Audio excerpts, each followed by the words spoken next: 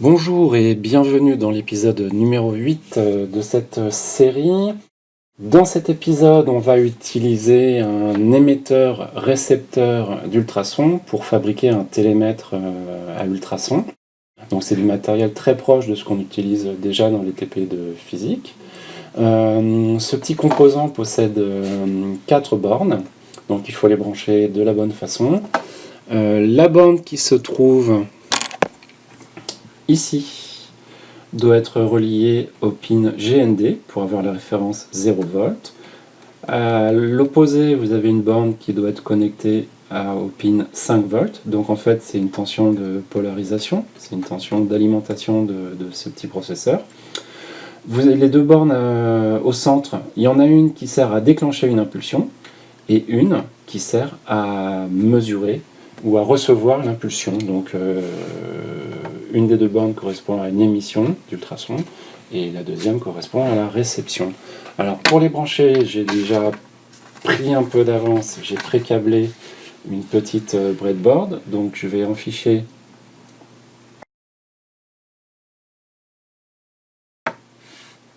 l'appareil. Le fil noir, donc c'est GND, 0 V. Le fil rouge, 5 V.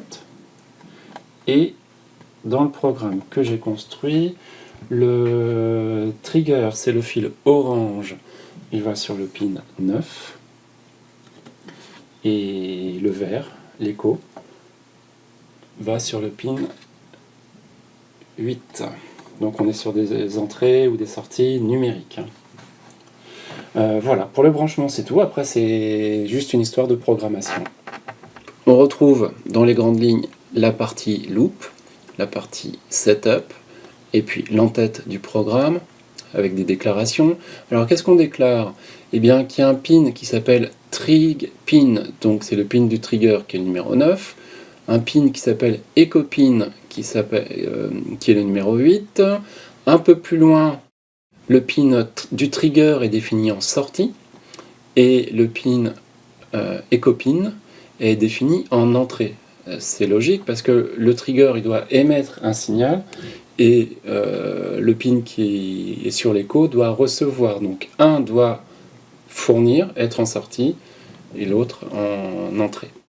On initialise, on rend possible le transfert de données entre la carte et l'ordinateur.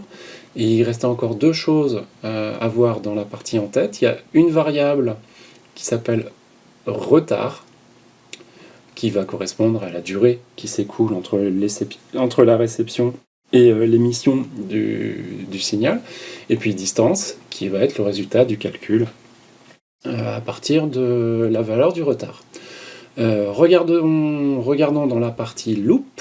Dans un premier temps, grâce à l'instruction digital write, on met à 0 la valeur du pin sur lequel est branché le trigger, et on attend 2 microsecondes, donc un laps de temps extrêmement court, et ensuite on fabrique le signal, l'impulsion. Donc on met à la valeur haute le même pin, le pin où se trouve le trigger, pendant 10 microsecondes, et puis on revient à 0.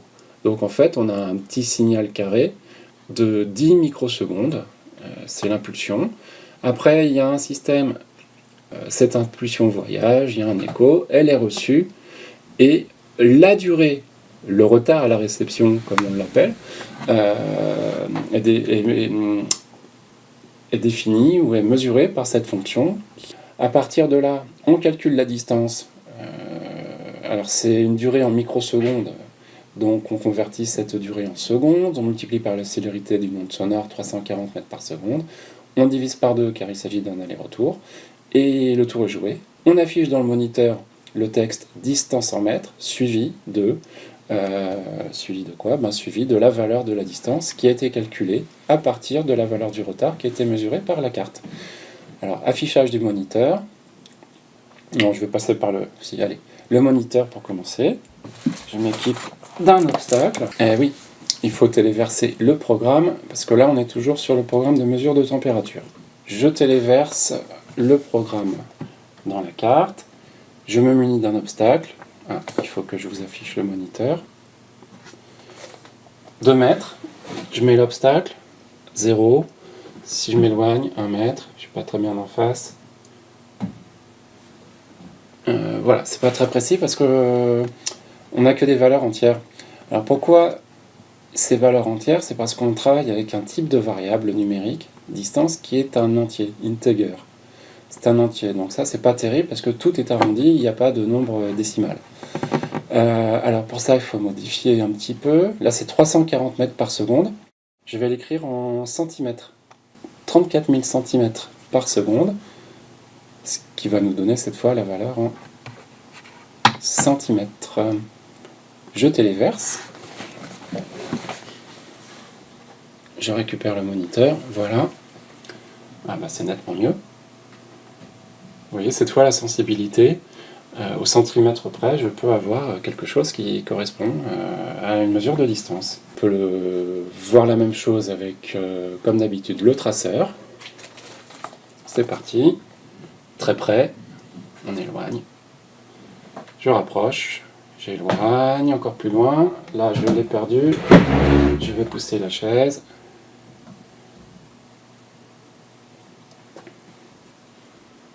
Alors il y a une mise à l'échelle automatique du traceur, donc il faut attendre que les 2 pics là disparaissent, voilà. J'éloigne, je reviens, j'éloigne, et ainsi de suite. Donc on peut réaliser une cartographie ou quelque chose d'assez intéressant par des mesures de distance, avec des impulsions ultrasonores. Ainsi s'achève cette première série de vidéos sur la prise en main de l'Arduino.